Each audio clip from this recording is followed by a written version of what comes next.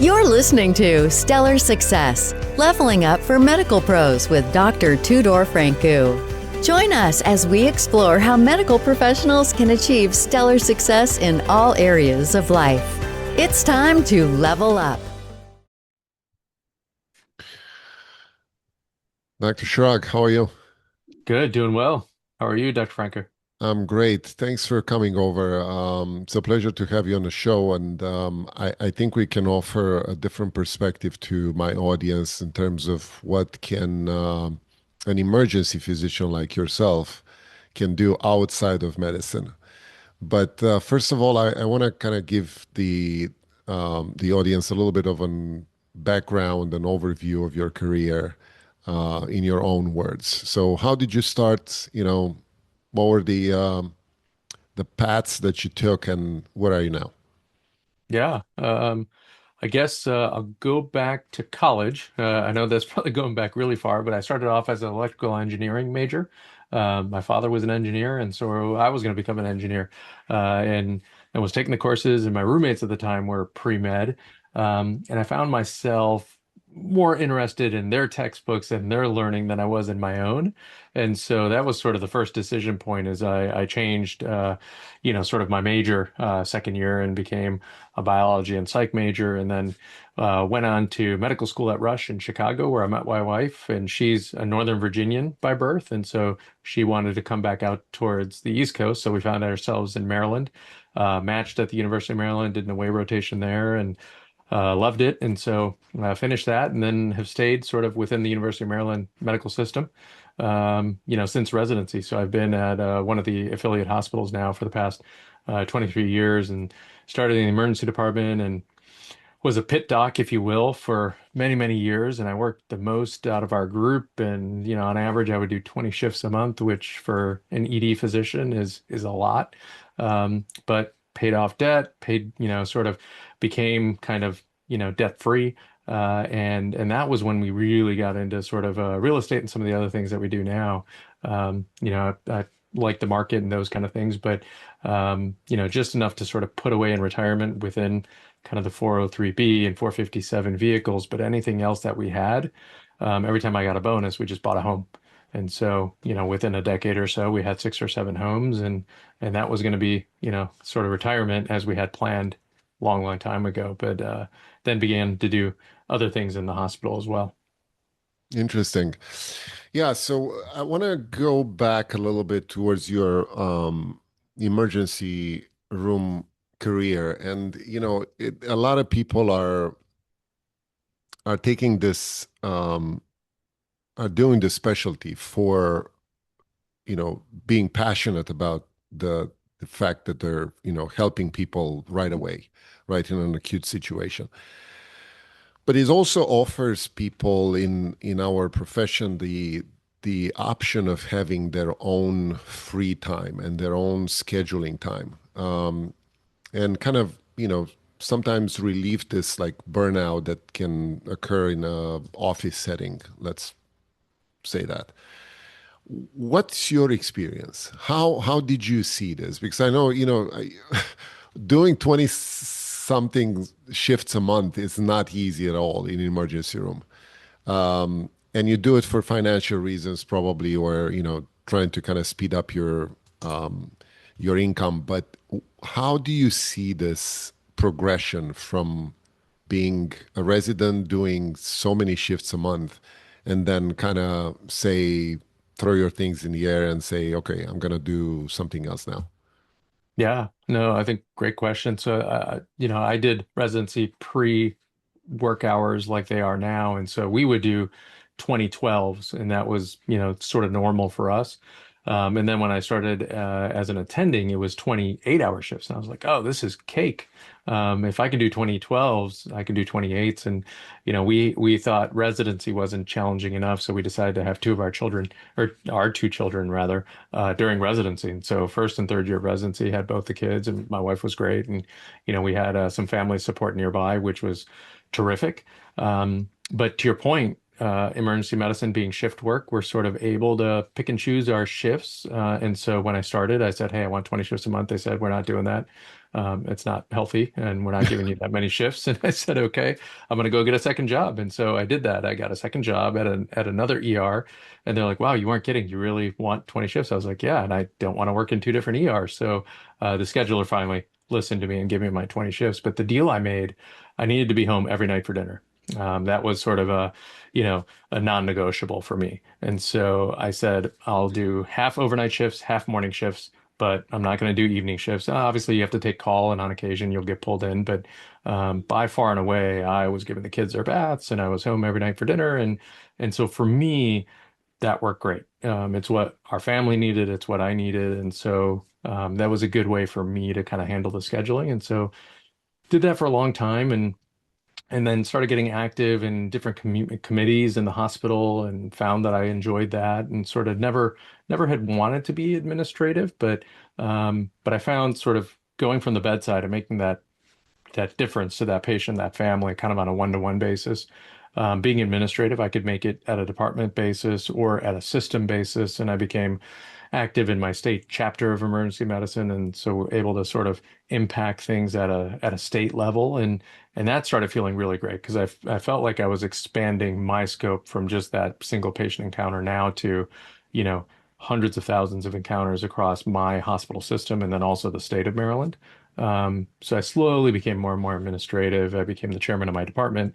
I did that for 8 years, and then gradually started scaling back clinically a little bit. And currently, I sit in the role of the medical director of quality and informatics at my hospital, and I do a shift a week in the ER. Still love it. Still love clinical practice. It keeps me grounded. But I think, you know, the administrative side of medicine opens up other possibilities.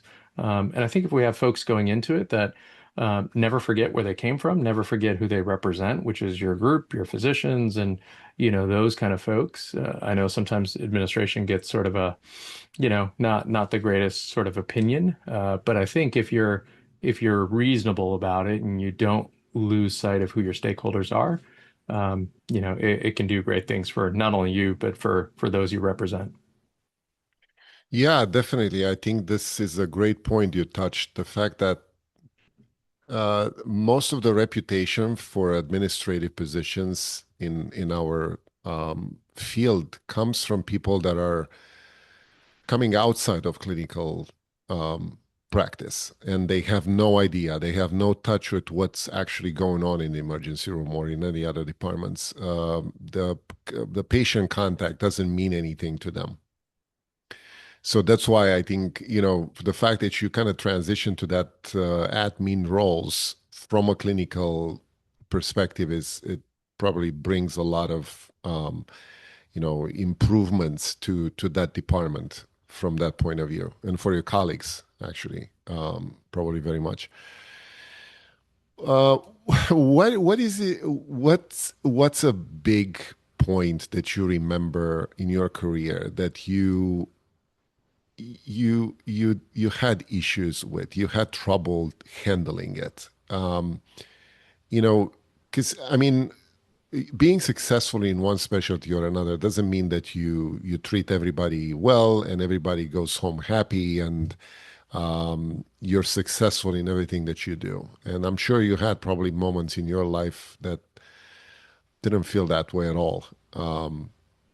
Anything that comes to mind?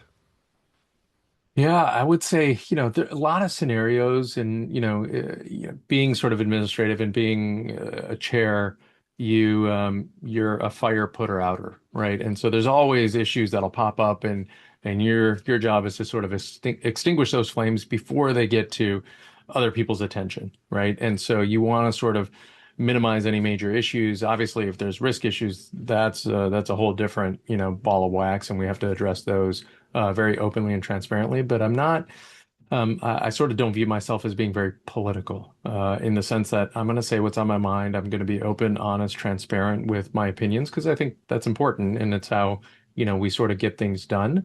I can't think of any one particular encounter or situation that necessarily changed anything, but you know, we all work with sometimes difficult situations, difficult partners, sometimes, and having those crucial conversations, and sitting down with folks. And a lot of times we don't know the expectations. We don't know what we need to do and what needs to happen, and being very transparent and open and not non-demeaning, I think is so important, because then people don't take it very personally. They understand where you're coming from, and ideally make positive change as a result of those conversations.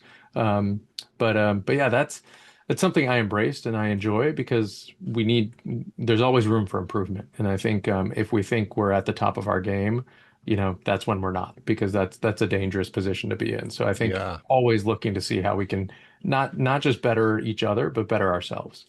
yeah, I think it's right. And, obviously, most of the issues that we create for ourselves are from people interaction, from human interactions. And I think that's the weakest link that we sometimes have, especially as leaders like yourself. Leadership is something that you need to learn. I don't think that anybody is like born with this kind of quality. You just need to go through certain failures and experiences with people to learn how to lead. Um, how is the transition in this department from your clinical to admin qualities from this point of view, from the leadership point of view? Because you know, I imagine you have some tasks now to solve that involves like direct contact with your colleagues, and there is for sure at some point in your interactions the feeling that they don't want to listen to you, they don't want to do what you're telling them to do. How do you handle that? Yeah, no, I think you're right. And I think especially, you come around and, I make it a point to sort of, always touch base with folks and see how people are doing. And, it's sort of, there's no hidden agenda a lot of times, but I think people get taken aback when they're like, oh no, the boss is here, right? And that was when I was the chairman of the department. They would say, the boss is here, everybody, behave yourselves or something. And they would say that in a joking way, because I think it's very important to be friends first, right? And you don't want that to be a barrier. You don't want, your own personal sort of thought processes and how you treat people to be clouded by friendship. But I think that's how I want to be seen, is as a friend first, and knowing that it's very much collaborative and it's not top down. We're all sort of in this together. And I think coming from sort of that viewpoint and understanding that I'm on their side, and proving myself, right? It can't just be words, but your actions have to demonstrate that over time.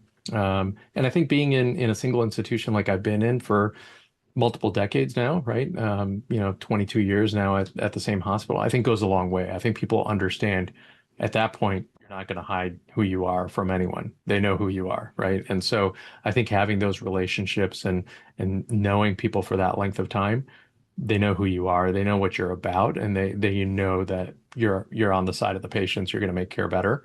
But you're also on the side of, the staff and the medical staff and nursing and everything else. So Yeah. I think it's just being humble. Yeah, being humble it's a great quality to have. You mentioned earlier that you started to invest in real estate, early enough, I would say.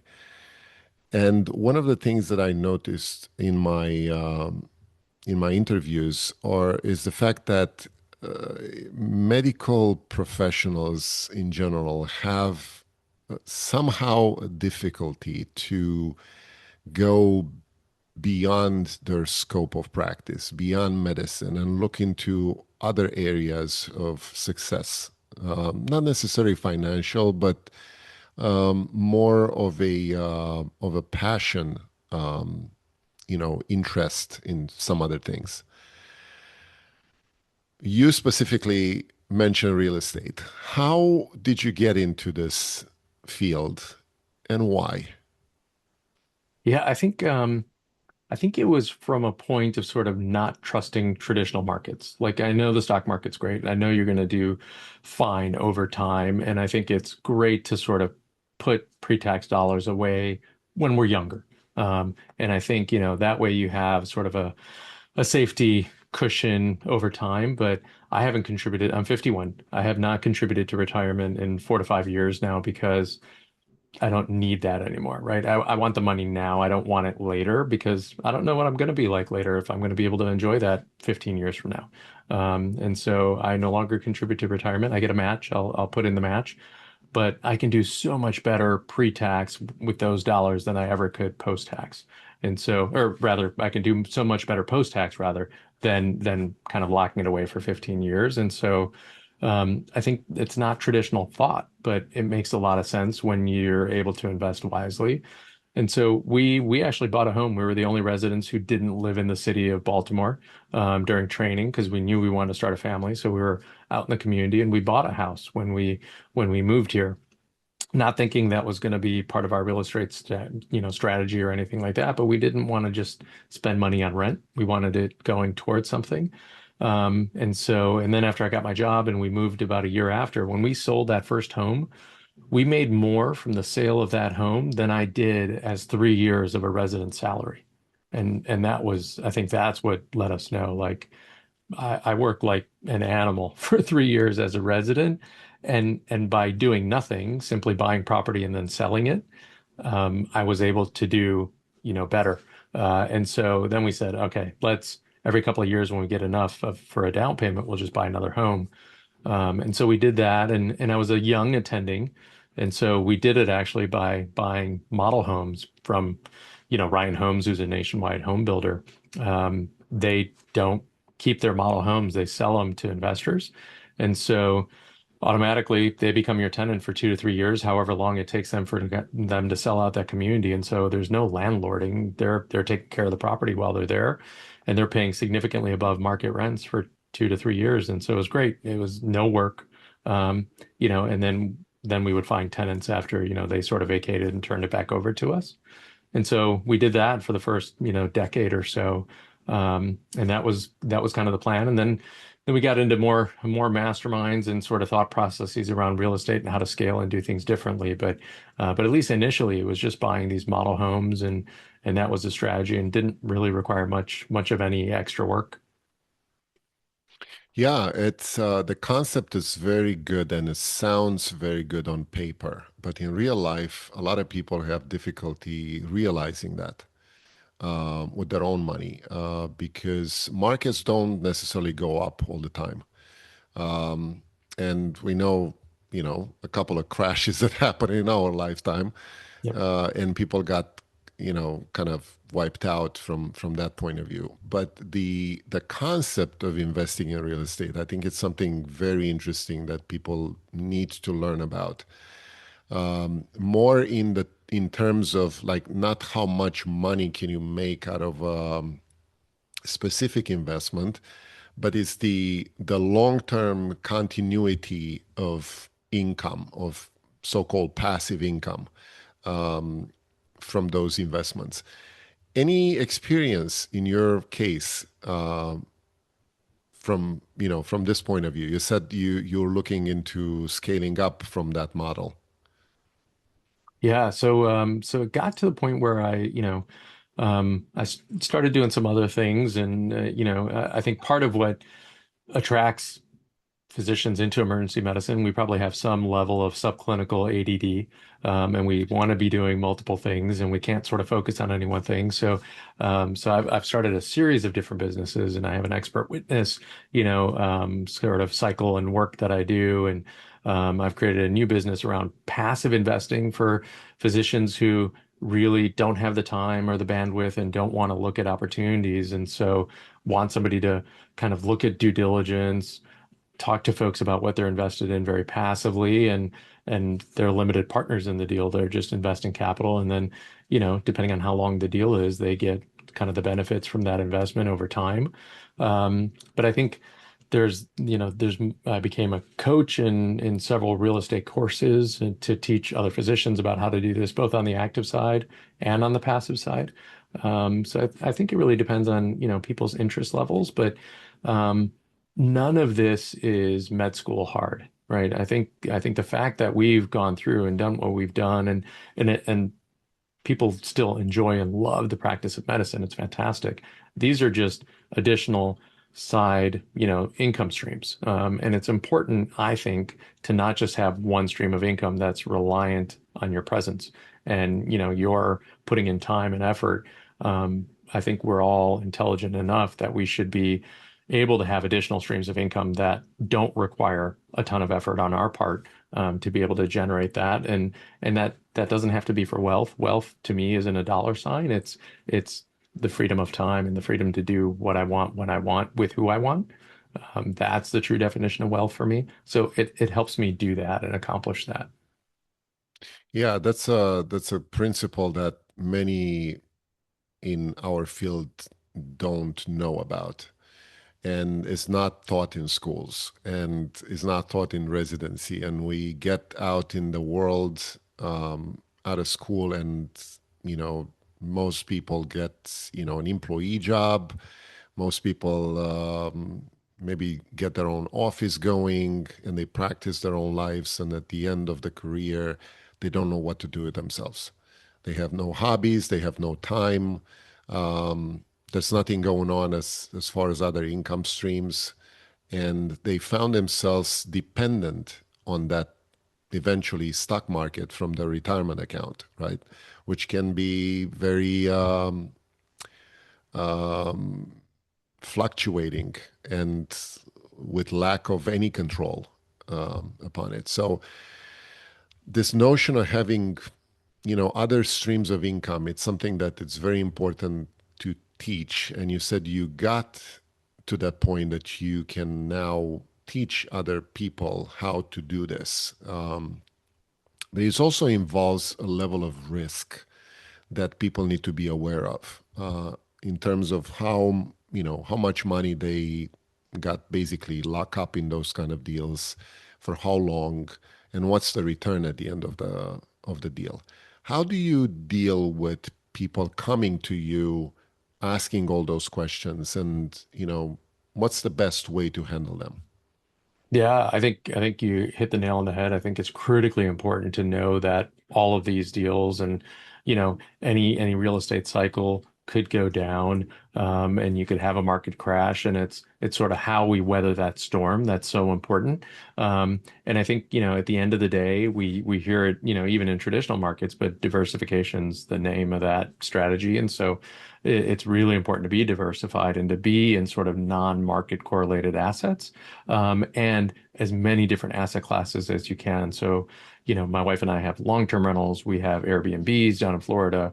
We are in 29 different passive, investment opportunities right now, and they span, from ground up construction to multifamily to hotels to storage to oil and gas to, just debt vehicles. So, there's never going to be a time where all of those assets are at risk at any one time because they're sort of not correlated to one another. But I think knowing that some of them are not going to do well and others are going to do tremendously, and being comfortable with that, and knowing sort of dollar cost averaging, on average with these private investments, you should be able to double your investment every 4 years, if not sooner. And that's a 25% return annually, right? And that's not something that we see in the markets over time. 8 to 10%, traditionally, granted, the last few years have been great, but that's not sustainable. Whereas some of these private markets, if you do well, that's typically the returns you're seeing is 25% annually or so. Yeah. No, and you mentioned several categories, I would say, of investments from this point of view. And I think education is something that people need to consider really strongly when they get into these fields. And I'm sure you probably had experience with people that you deal with from this point of view that come from, a bunch of like different spectrums of education, right? In terms of financial markets, like people that they're excellent doctors, they know what they're doing, but they have no clue what they're doing with their money. And when they come to you or they come to an investment club like this, they want something very conservative. And that's because of lack of education, I would think mainly. Risk is not something that you take easily when you don't know what you're getting into. So my definition of a risk is the more educated you are in that field, the more risk you're willing to take. What's your experience with your people? Yeah, no, I absolutely agree. I think risk comes from a lack of understanding and a lack of education. Because once we have that understanding, that education, the risk is very different. Not that it changes, not that it goes away, but just our appetite for it changes because we understand. And so I think you're right. We have to hit that with education.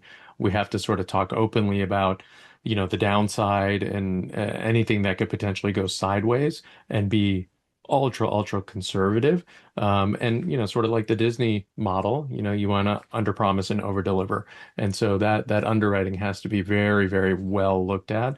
And then we learned a lot of Greek for medicine. Real estate and these private placements are very much learning a different language, and so being able to teach that language and understand it, and what that means, is so important. And we always start with education and do educational webinars for different asset classes and things like that to help people understand, because it is so important. Yeah, it's funny to me, and I struggle to understand this, and I'm glad we got to talk about this a little bit for my audience, is the fact that people prefer to put their money in the stock market where they absolutely have no control and they probably don't even know where their money gets into. It's a financial advisor that handles everything. They pay a hefty percentage to that person anyway, but they seem comfortable with that idea for some reason. That's because of lack of knowledge in that field. It's my impression. Because the moment you start looking into how can I master a certain domain that I feel close to in investment, let's say you want to, like you said, you want to do invest in Airbnbs or single family home rentals or multifamily apartment buildings. The moment you start educating yourself in that field, you become more comfortable. You're more comfortable with the risk that you can take in that investment. But most of us are refuse to do that kind of effort for our own sake, for our with our own money, and easily handle it to someone else that we barely know in an investment firm that we suppose to trust and make the most out of our money at the end. How do you, from your point of view right now, you're at the level in your career where you attain a certain level of success and experience and wisdom. What would you say to someone that gets fresh out of a residency position? Yeah, I think that's so true, and people, sort of, and to nobody's fault. You said it earlier, we're not trained on this. There is no education. Certain specialties do it great. Like I think, there's dental programs out there that are giving people MBAs as they come out of dental programs and things like that. And we're, as physicians, we find ourselves 70 and 80% employed as opposed to entrepreneurial, where it's completely flipped for, the specialty of dentistry. Very few of them are employed, and they are entrepreneurial. So they think about money very differently than we do. My daughter's in vet school, and so she's training to be a veterinarian. They think about money very differently than, traditional medicine. But I think to somebody who's coming out of residency, they could be, for example, anesthesia, right? You told them that they would be putting a plastic tube down somebody's throat and taking over their breathing and paralyzing them. And to the layperson, that's absurd, right? And so to somebody in real estate, doing some of these things and operating an Airbnb, it's a skill. And anesthesia is a skill, and surgery is a skill, and opening up somebody's abdomen and taking out their appendix. Not everybody's doing that. Um, Operating a short-term rental or operating a long-term rental, there's a lot of folks doing that. You don't need to have the expertise that physicians do to do some of the things that they do. It's not that ultra specialized. And so not saying it's simple, but the knowledge and sort of that barrier to entry to do something like that is very low. And anyone honestly can do it. And there's so much education out there to be had, and happy to talk to anybody who's looking to do anything like that because it is very easy to sort of get into that world and do well. Yeah, definitely. I think the fact that people think that um, we can do much better in a field other than stock market in terms of investment in retirement is based on the success stories that we all know or we all heard from other people, like like yourself, like somebody else that is very successful in that domain. But there are also very sad stories of people that they're everywhere, but they don't want to talk about this, that lost a lot of money in those kind of investments. And people don't talk about failures. They refuse and they don't like to talk about loss, financial loss, personal loss, emotional loss. It's it's a human nature, right? In all of us that we try to kind of blindside that aspect of our lives. Is there any particular example that you can tell us about in your experience from what you've seen of people that went through something like this? Oh, absolutely. Yeah. And I think you're right. I think it's a protective mechanism where we don't like to talk about that. But I think loss and failure are, in a lot of ways the greatest gifts that we could ever receive, right? And to look at them as a gift as opposed to anything else, I think is important because it takes a little bit of a mindset shift to say, okay, that happened.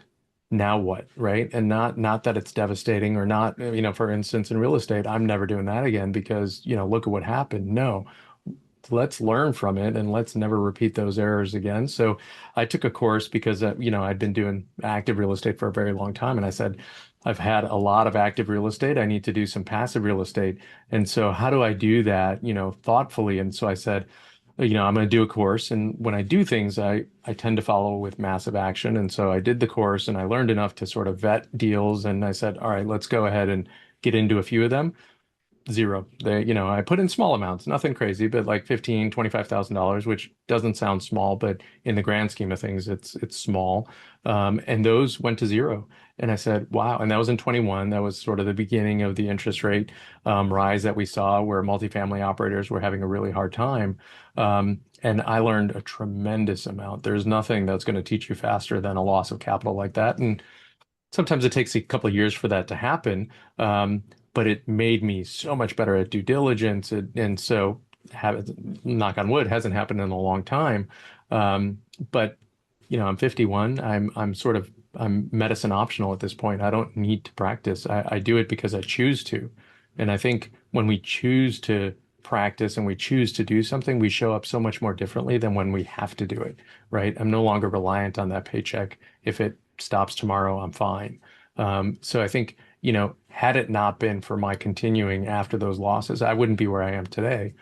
Because for me, real estate has allowed that to happen. And I've continued to grow and scale. And so now, when I do things, it's very different than when I did things 5 years ago from when I first started getting into those passive investments. So I think seeing it as something to learn from and grow from is so important.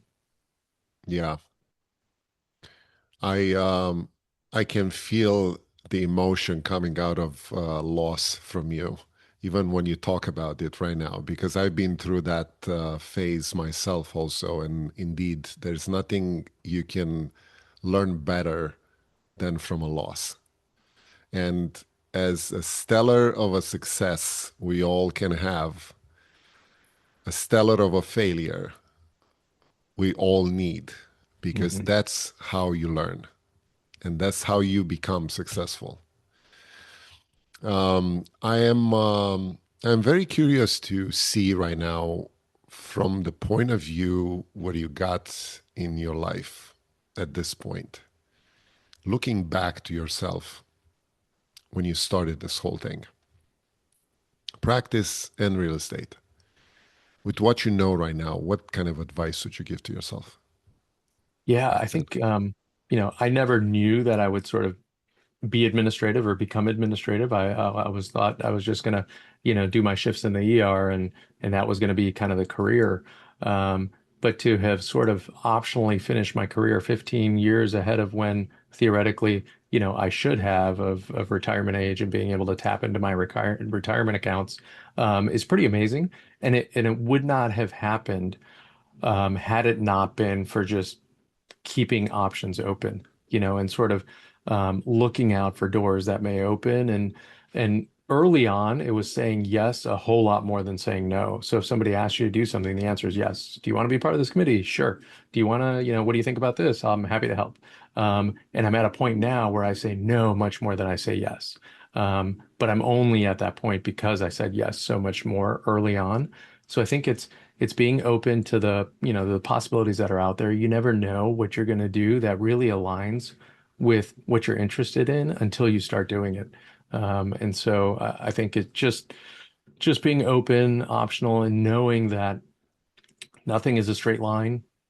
Doors close and other ones open, and we sort of zigzag and ping pong, all over that which is life. And that's perfectly fine. And there's so many resources. There's so many, especially in the physician space. I think we're altruistic by nature. We want to help one another. We're abundance mindseted, and so there's so many resources out there for us, new mid-career, end career, that we should all be taking advantage of. Yeah, excellent. Um, what do you want to do from now on? You got to a point where you can choose what you want to do. What's up next for you? Yeah, I think it's interesting because you know, my wife is my sort of, she grounds me. And when I really started sort of, staging left into real estate and stuff, she's like, I didn't marry a realtor. You have a gift. Not everyone's able to take care of patients like you do. Not everybody has the drive to go the distance and be able to become a clinician. And you're turning your back on that. And that sat, really hard for me.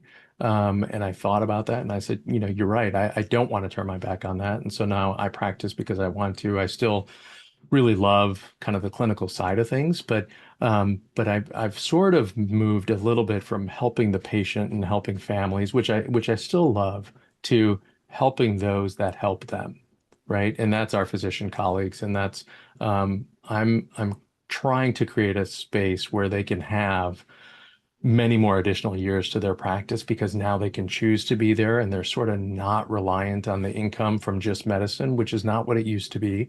And to be able to sort of continue to do what they love, to do what they went in to do, and be sort of that source for patients. And I think again, I said it earlier, but I think we show up for patients and their families much differently when we choose to show up as opposed to when we have to show up.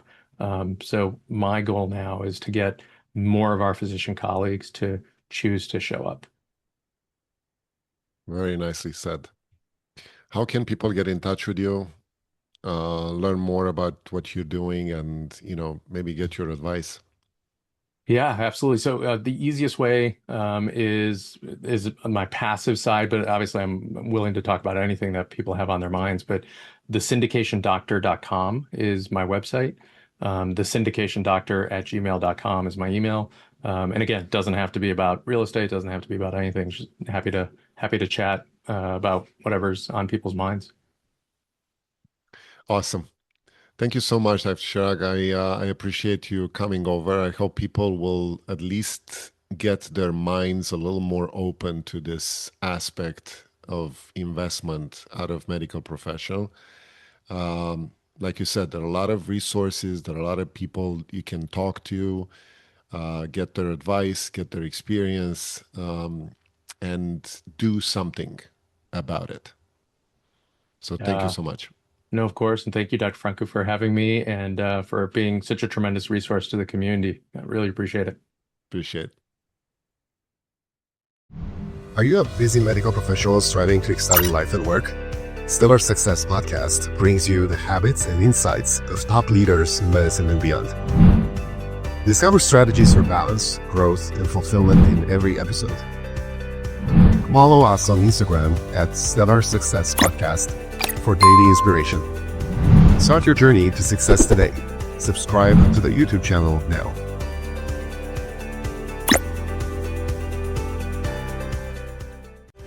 That's a wrap on Stellar Success, Leveling Up for Medical Pros with Dr. Tudor Francu. Interested in joining us? Go to stellarsuccesspodcast.com/guest to apply. Stay stellar and level up.